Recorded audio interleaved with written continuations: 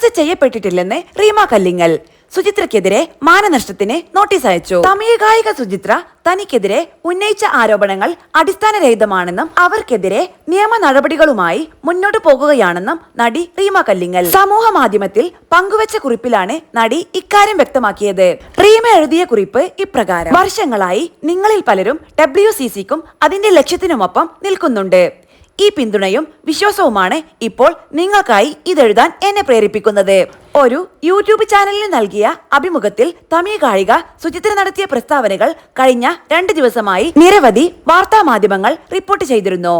30 minute നീണ്ട അഭിമുഖത്തിൽ 2017 ലൈംഗികാതിക്രമത്തെ അതിജീവിച്ചയാളെ പേരെടുത്ത് പറഞ്ഞ് അപമാനിക്കുക മാത്രമല്ല, ഇത്തരമൊരു ആക്രമണം തന്റെ നേരെ ഉണ്ടാകുമെന്ന് അതിജീവിതയ്ക്ക് അറിയാമായിരുന്നു എന്നും മുഖ്യമന്ത്രി പിണറായിയും മോഹൻലാലും മമ്മൂട്ടിയും ചേർന്ന് ഹേമ കമ്മിറ്റിയിലൂടെ ഫഹദിനെ പോലെയുള്ള നടന്മാരുടെ കരിയർ നശിപ്പിക്കാനായി ഗൂഢാലോചന നടത്തിയെന്നും അവർ ഹേമ കമ്മിറ്റി രൂപീകരിച്ചത് എന്തിനാണെന്ന് നമുക്കെല്ലാവർക്കും അറിയാം.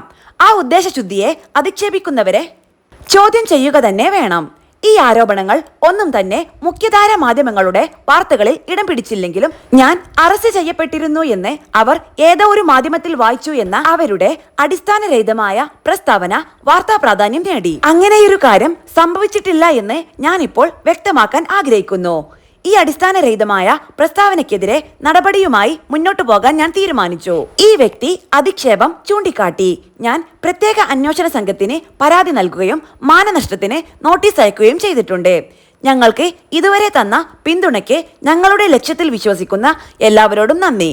നമുക്ക് ഒരുമിച്ച് മുന്നേറാം.